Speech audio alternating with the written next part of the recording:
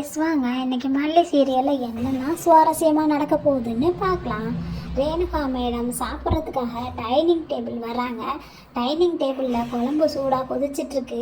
Renuka madam அதை திறந்து வேணும்னே அதில் கையை விட்டுடுறாங்க. கை சுட்டுருது. ஐயோ அம்மான்னு கத்திக்கிட்டு இருக்காங்க. அந்த நேரம் பார்த்து விஜய், மல்லி எல்லாருமே வெளியில் வந்துடுறாங்க.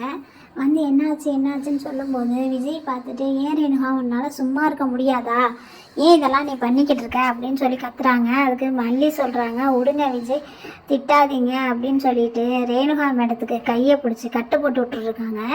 நம்ம மல்லி எப்போவுமே இறக்க குணம் கொண்டவங்கன்னு அது நம்மளுக்கே தெரியும். அதுக்காக ஏமாத்துறவங்க கிட்ட இறக்க காட்டுறாங்கல்ல, அதுதான் ரொம்ப கடுப்பாக இருக்குது. அதுக்கப்புறம் ரேணுகா மேடம் பேப்பர்லாம் எடுத்து வச்சு உட்காந்து விளையாண்டுட்டு இருக்காங்க.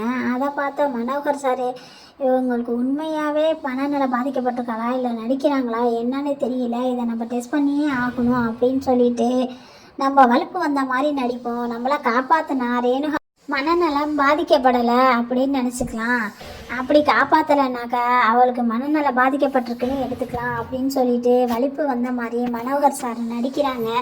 அங்கேருந்து ரேணுகா வந்து என்ன செய்கிறதுன்னு தெரியாமல் ஒரு கத்தியை எடுத்துகிட்டு வந்து, இதை நல்லா பிடிச்சிக்கோ அப்படின்னு சொல்லிட்டு கையில் பிடிச்சிக்கிட்டு கையை அறுக்கிற மாதிரியே கையில் கத்தியை கொடுத்து இப்படி வச்சுக்கோன்னு சொல்கிறாங்க. மனோகர் சாருக்கு என்ன பண்ணுறதுன்னே தெரியலை. அதுக்கப்புறம் தூக்கத்தில் வெண்பா குட்டி எந்திரிச்சு உட்காந்துருக்காங்க. மல்லி பார்த்துட்டு என்னாச்சு வெண்பா அப்படின்னு சொல்லிட்டு வெண்பா குட்டிக்கிட்ட கேட்குறாங்க. அதுக்கு வெண்பா சொல்கிறாங்க, அந்த புது அம்மா இருக்காங்கல்ல அப்படின்னு சொல்கிறாங்க. அப்படியெல்லாம் சொல்லக்கூடாது வெண்பா அப்படின்னு சொல்கிறாங்க. இல்லை, அவங்க வந்தது எனக்கு பிடிக்கவே இல்லை அப்படின்னு வெண்பா குட்டி சொல்கிறாங்க. மல்லி சொல்கிறாங்க, ஏன் வெண்பா அப்படிலாம் பேசுகிற, இப்படிலாம் பேசாத அப்படின்னு சொல்கிறாங்க.